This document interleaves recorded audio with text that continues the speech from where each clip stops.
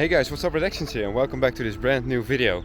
And today, back at Bergen, because today it's Saturday and it's time for another race weekend. So we went testing here the last 2 weeks, and before that of course we had our beautiful race in Denmark, which is a super long video and you should totally check it out. I will put it in the end screen. But yeah, feeling confident, and let's see what we can do this weekend. But now, time for a track walk.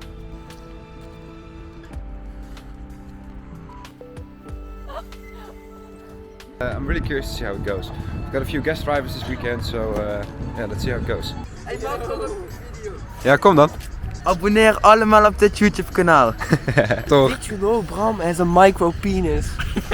Je hebt hem al vaak gezien al, hè? Oh ja.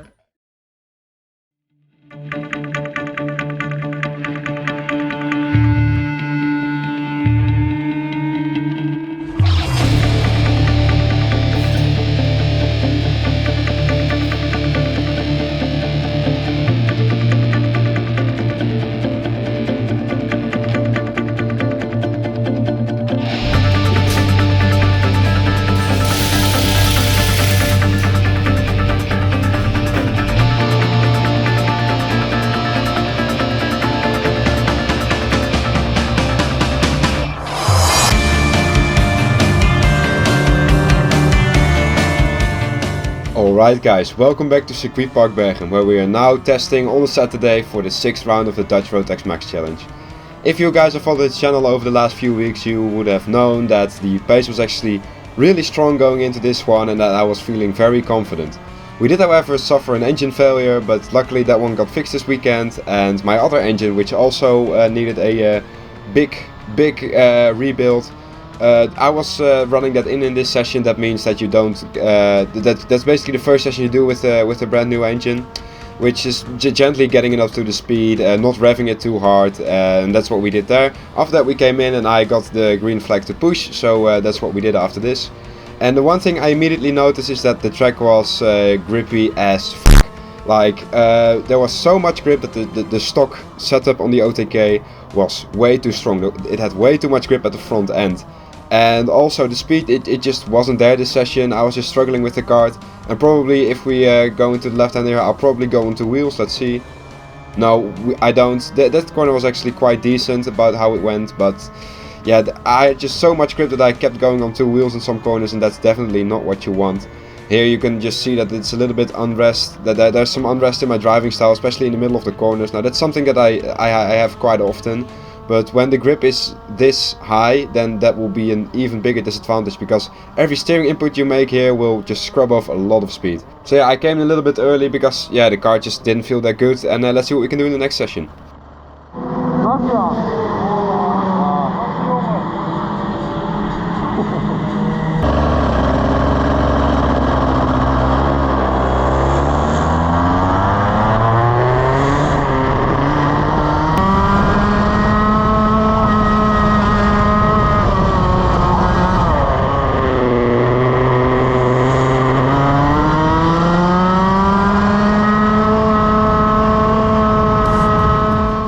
Okay, so time for a big setup change.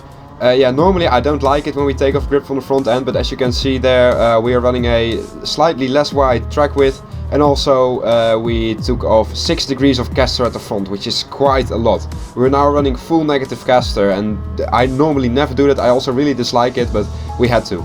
And as you can see, we're actually, the pace was quite decent already with our own engine, and especially in that middle sector we were really strong. Here we go for the move on the 323. We do it good enough so that he can't do the switchback on us, and also we were really strong on the exits of most corners. And that's partly because this engine was like brand new, so the clutch was also a little bit new. There you can see how much we gain on the 369 there, especially into this corner. Take a look.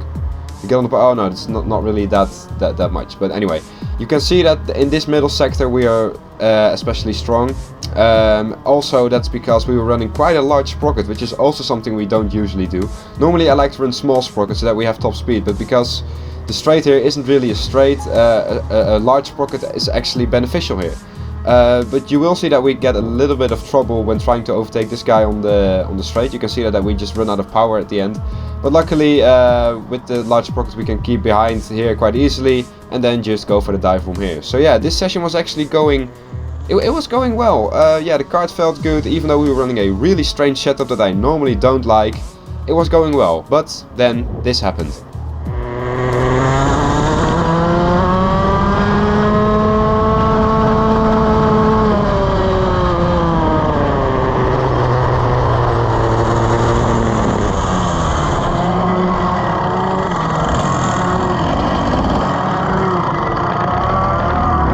So yeah, there I was. You can see that I was quite irritated. By the way, these shots are made by Lucas Wunderlich, which is a super cool social media manager. You should totally check him out on Instagram. I'll put his name on screen right now. But yeah, I was kind of pissed because of this, because it was going really well, and yeah, this is a fresh engine and it stopped working for some reason. It might have been a spark plug failure, because to this day we actually still don't know what it is. We checked it, it's been to our engine guy, but he also doesn't know what it is. So yeah, a bit strange and definitely not what you want. Alright, yeah, first half of the day done, only 2 sessions because, well, we've got a very short timetable today.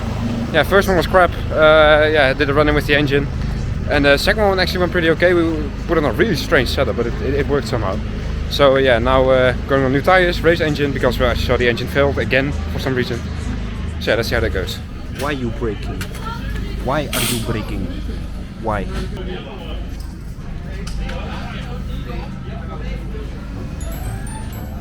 This is my budget camera. But can you look into my nose with that?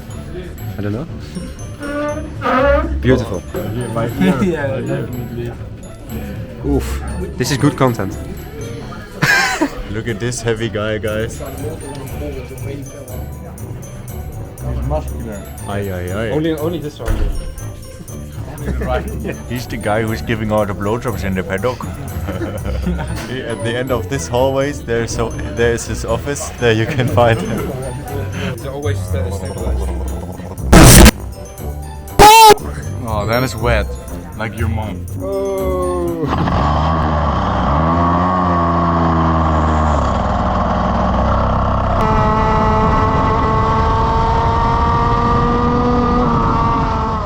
Alrighty, back to the serious stuff. On the straight there you can see that we have an absolute rocket ship of an engine, and that's because we are now running the race engine, which is of course always super quick. Yeah, just look at this, powering past him, and yeah, job done. I do have to say though that because we were now running the stronger engine, that we now also dropped down the sprocket quite a lot. So we're now running a small sprocket again, which means less acceleration, or yeah, less immediate acceleration out of the corner, and more top speed and middle ref range power. So that's why we were able to power past him on the straight there. But yeah, all in all, this session was not really that good. Maybe we had a little bit too much fun off track there just a while back. However, I do think that it's important to have some fun off track sometimes too, just to keep everything calm, especially for me. Having a calm mind really helps me out on track. It didn't really show in this session though, but that's because I was struggling a little bit with the amount of grip the new tires gave. Like I said in the first session, the track was super grippy, and then taking off some caster at the front, I don't like it. And I didn't really manage to get it working, as you see that most of the time in the middle of the corner I get strange oversteer moments, which is of course not what you want. But yeah, I had to deal with it. If I wanted to be fast, I had to adapt to that. Luckily though, this session was over, and in the next session we were able to adapt to that. Yeah, sometimes you also need to make mistakes in a session to learn and to improve on that. And this session was a definite example of that. But now we skip to the next session, and here we actually get overtaken by Mr. Kai Rillards, which is our championship leader right now. And I believe he's basically won everything in Rotax there was to win this year. And it was actually fortunate that he overtook us, because sticking behind a quick driver like Kai, that you can really learn from that. You can see why he pulls away. Just every corner he just pulls away ever so slightly. But we also had the suspicion that our sprocket was a little bit too low, that he was running a little bit larger sprocket. Yeah, it was actually really difficult to find the correct sprocket for this weekend, because this track is strange. Here you can see that we were definitely running a smaller one, as we are now gaining back on him at the end of the straight. But yeah, also just look at the corners. Out of every corner he just pulls away ever so slightly, and that was largely down to the fact that I was struggling with getting the kart rotated. He just did that way better than me, especially going into the right-hander coming after this triple chicane. Just take a look at the difference in angle he has in the corner. There, you can see that he makes a way later apex. He straightened out his kart a lot earlier, and he just powers away. And then the fact that you have a couple of more sprockets larger also helps in accelerating. So yeah, it's really useful to just follow a quick driver and just see where you're losing time. Especially when you have the GoPro on, that's why I recommend getting a GoPro to every karter out there. You can just look back at your sessions and see where you're losing time. Then here at the top end of the straight we gain a little bit of time back on him. But yeah, that was it for this session. We learned a lot going into the pits now, and I think that was a very, very productive last session.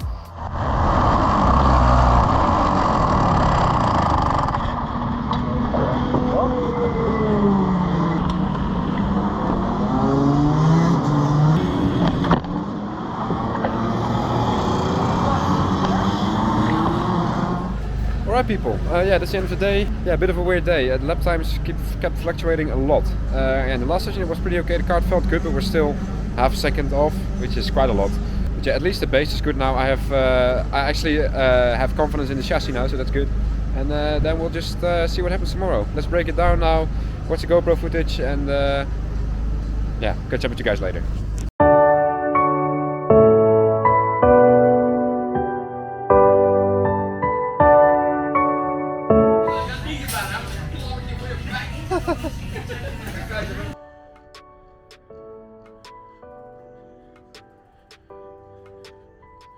Yep, time to go home. Still, I feel weird about the day, man. It's we had a talk, and I think you've seen it in the video as well. There are two corners where I'm currently losing time, and it's the hairpin, and the one after, well, we call it the roundabout. The corner after that. It's basically that I turn in way too early when I go on the power at the correct moment, but because I am turning in early, I'm kind of making the corner too tight for myself. Then I'm still turning when I go on the power. And that results in me either scrubbing off speed or the backhand coming round. So yeah, that's the main two improvement things for tomorrow. Also, I want to try a short axle, but my mechanic doesn't want to do that. And the team does want to do it, so it's a little bit of infighting, but we'll see what we do tomorrow. Anyways, I think even though we're off by 6/10, the gaps are massive for some reason this weekend. So we're actually still around 10th place, I think. But yeah, those two corners, if I fix them, that would easily be 2-3 tenths, according to our data guy. So, anyways, let's go home.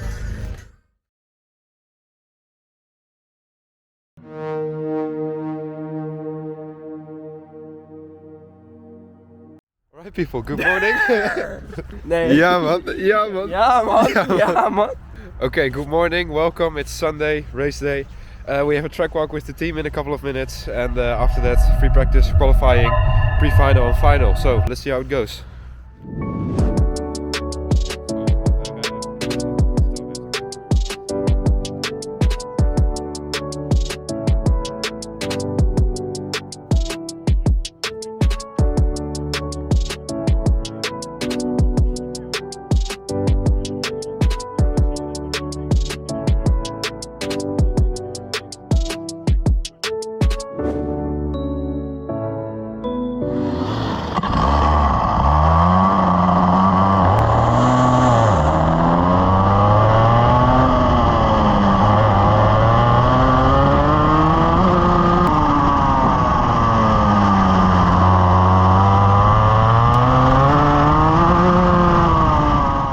Alright guys, welcome to Sunday morning practice. As you may or may not know, on every race day in karting you also have a free practice in the morning. A 7-minute warm-up session, which is called a warm-up session. Yeah, here you just basically do your last set of things, get used to everything again, and most people, as we nearly smashed into the back of the 319 there because she went off throttle, and here you can see that there was quite an incident. But as I was saying, in this session it's also basically the first time that everyone is really giving it all. This is basically a good indication of what qualifying is going to be like. Not always though, because some people go out on new tires like us, but yeah, it didn't go so well for us this time. So yeah, it was over, and yeah, nothing much really happened. Because of that yellow flag, no one really set a good lap time, and yeah, that was that. Alright guys, that was the practice. Yeah, the pace was good however, so we're now going into qualifying. It's due in about 10 minutes, and then we'll see how it goes. Let's go. Wie dat het beste kan uitvoeren over een rondje halen. Right, time for the biggest mind game of the karting weekends, qualifying. Yeah, unlike F1, karting qualifyings are pure anarchy, and that is because we get 7 minutes, and in those 7 minutes everyone must go out on track at the same time and set their lap time. Also, because track position is super important, a lot of people decide to wait while they're still on the pitch to go out. So they wait for a minute or so, and only then they decide to go out, just for track position. But to counter this, the Dutch Championship has now introduced a rule that everyone must leave the pits after 1 minute. So that's why you saw pretty much everyone go out at the same time there in the end, because the 1 minute time limit was coming in, so everyone needs to go out. Also, with these tires it is super important that you set your lap time in lap 2, 3 or 4. Because in those laps, that's when the tire is giving its optimal grip. And that can make a difference of like 2, 3, 4, maybe even 5 tenths. So it's super important that in that lap you have free track and that you can set your lap time. So far this year I have messed this up pretty much every time. So it was super important that now that we actually did have decent pace, to be able to set a good lap time. So ideally you would want to have a gap of about 1 second to the kart ahead, which is either a driver that's just a little bit quicker than you or a little bit slower. That way you can use them as a reference point and use them for slipstream. We actually did have decent track position for this one, so let's see what the qualifying lap looks like.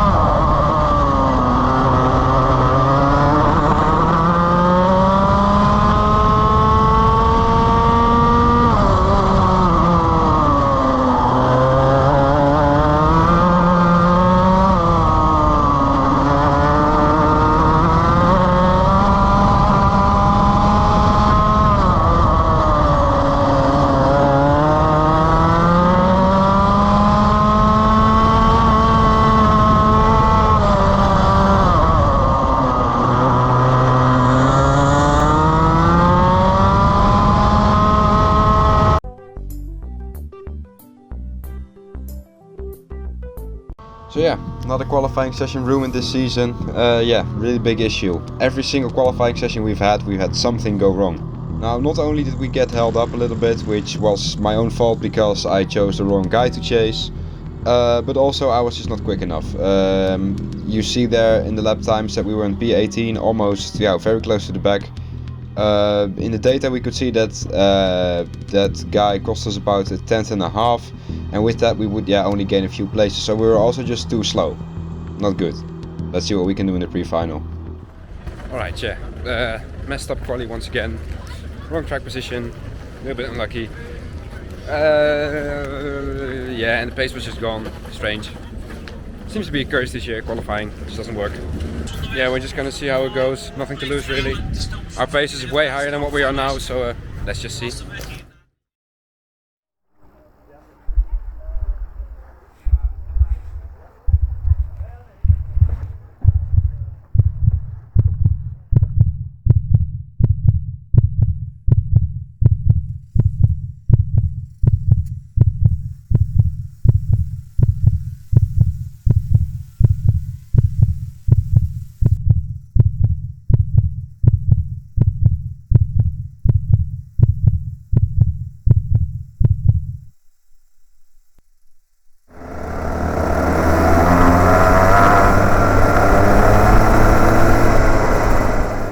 Right, and now that our heart rate is finally settled, time to focus.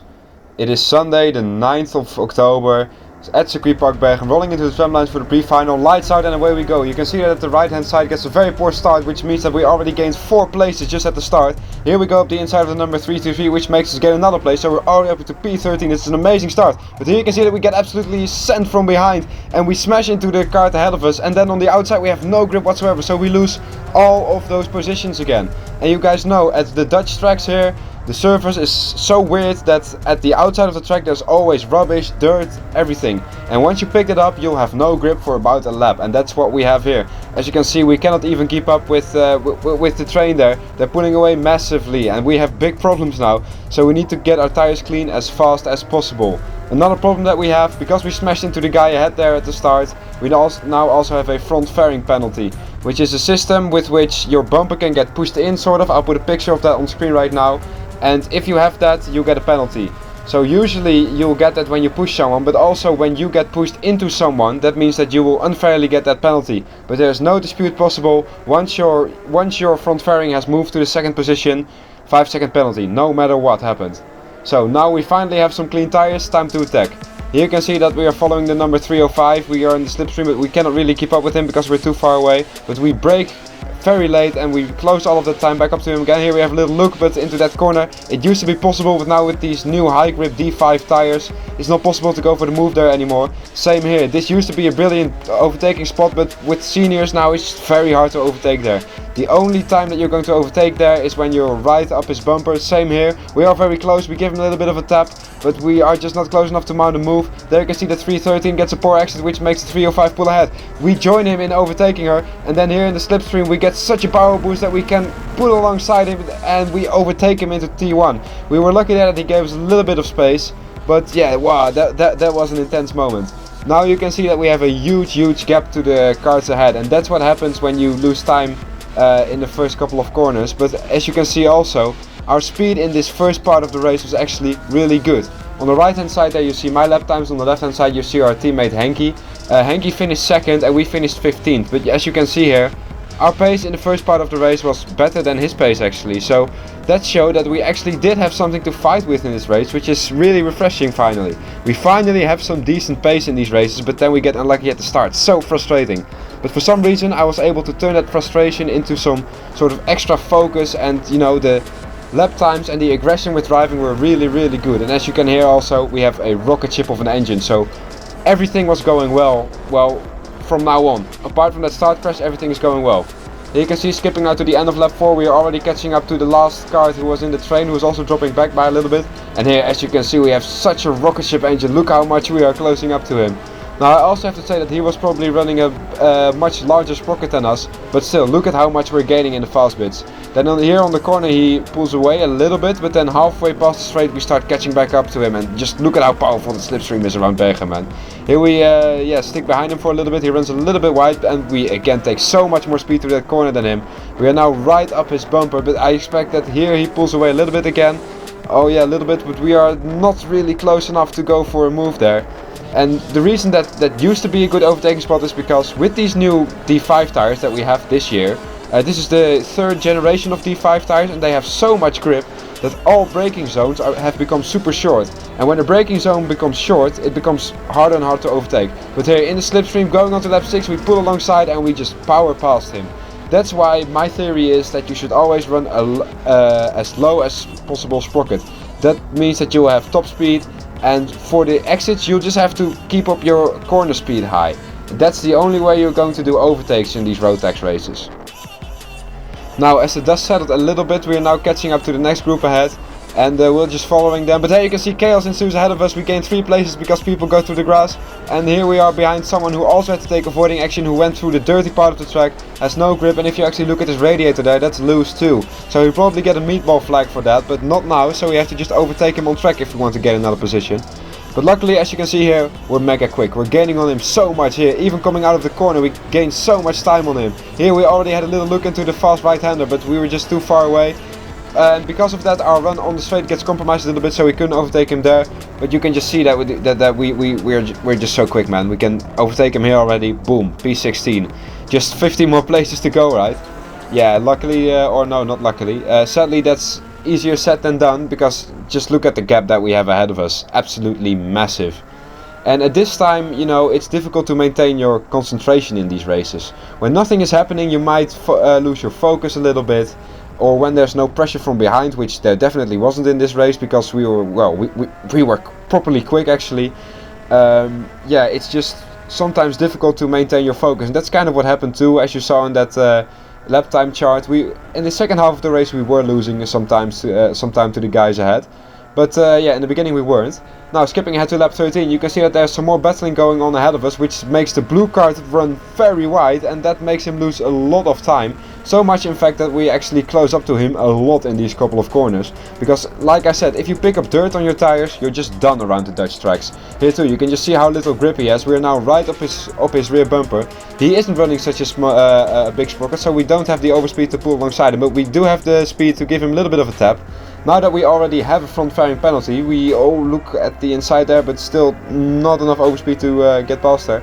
But as I was saying, because we already have a front fairing penalty now, as someone went rally crossing there, I keep getting interrupted by my own action in these races. Okay, take 3.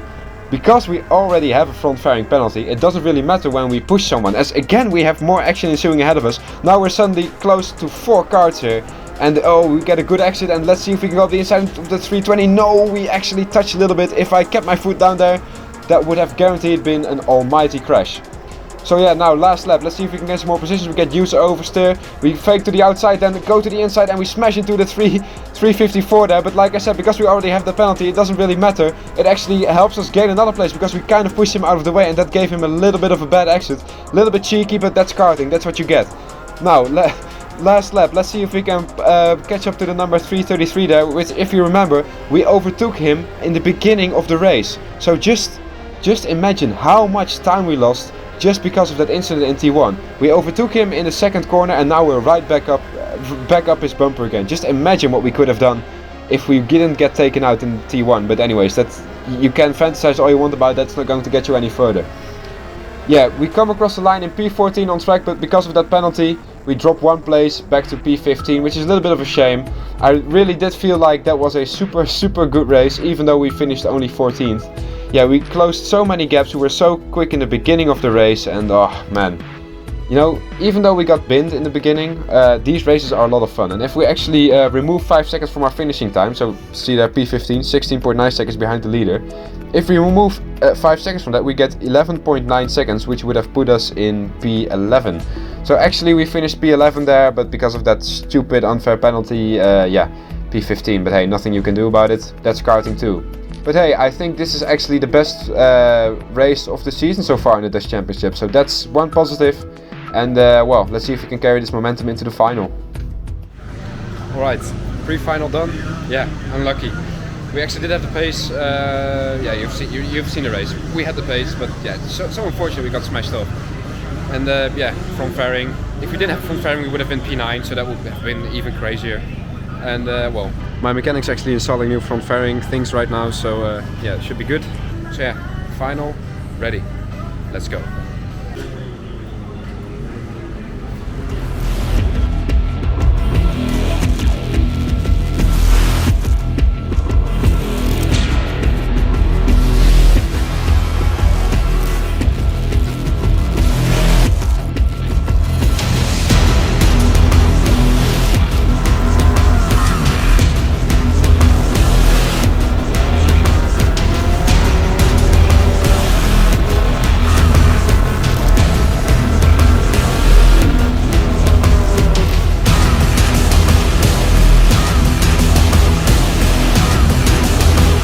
Alright guys, final time.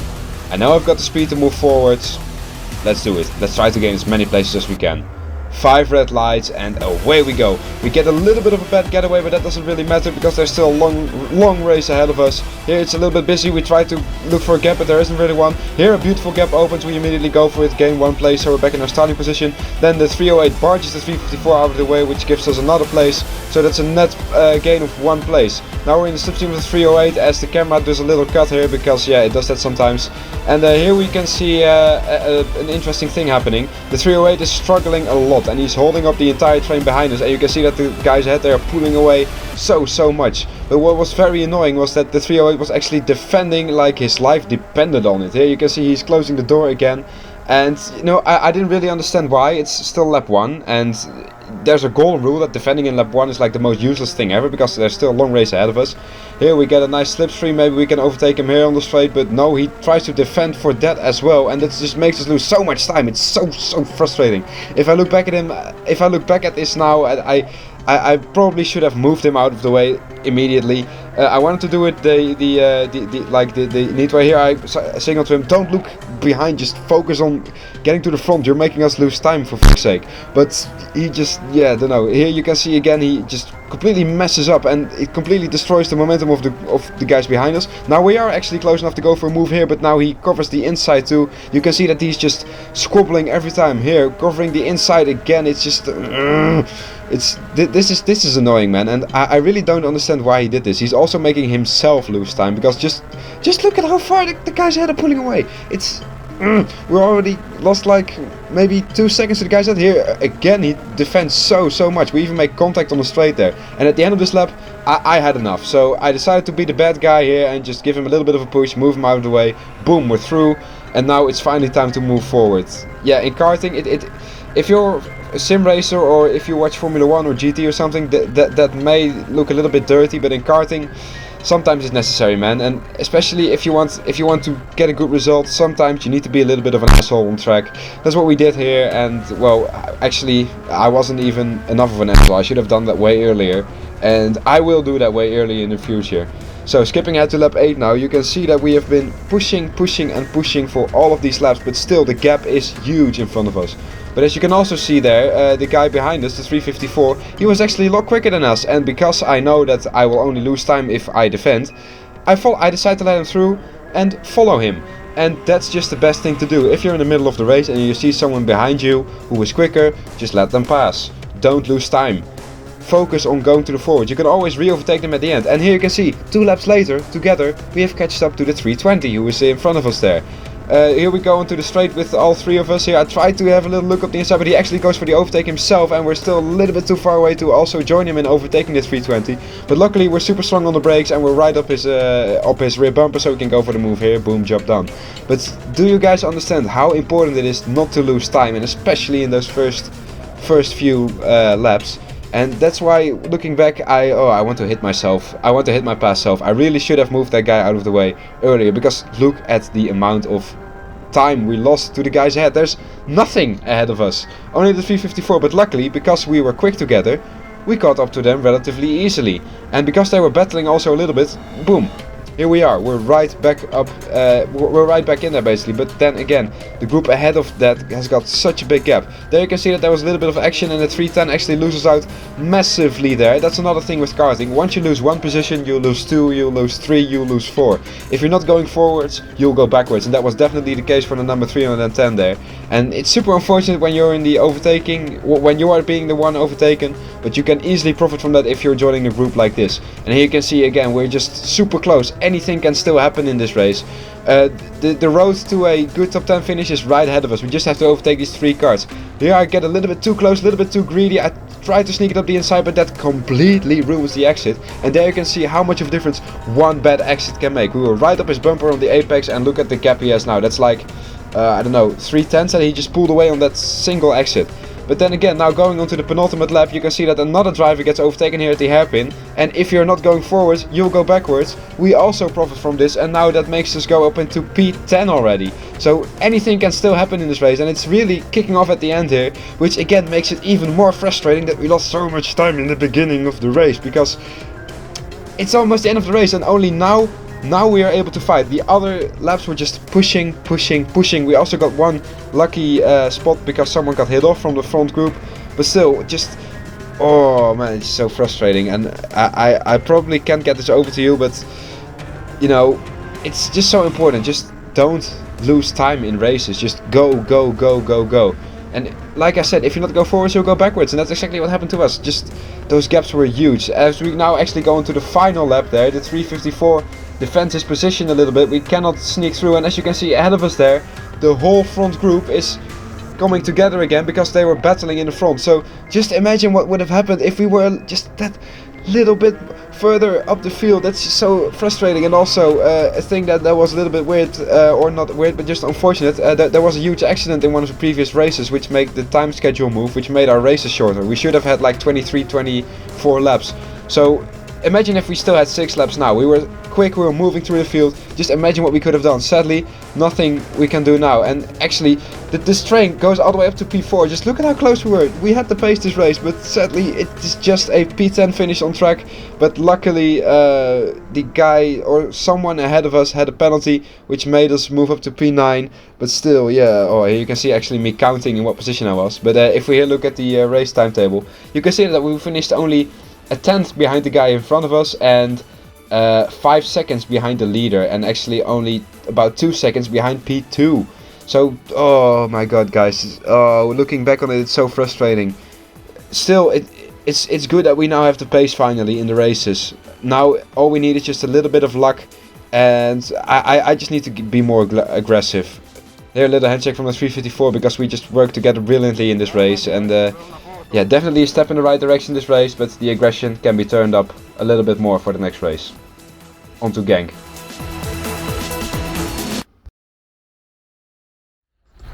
Well, at least someone got a trophy in the team this weekend. Yeah, look at that. Second place, Minimax. You happy? Yeah. Yeah, what's your YouTube username? You have one? No, I don't. Okay, well, subscribe to him if he ever makes a YouTube account. Well guys, end of the weekend. Yeah, just help the team finish up the tents a little bit. They're still working behind me, so get back to helping them as soon as possible. But yeah, that was the weekend. Really strange. The gaps between the drivers were just so large in the practice, and then in the race it turned out okay.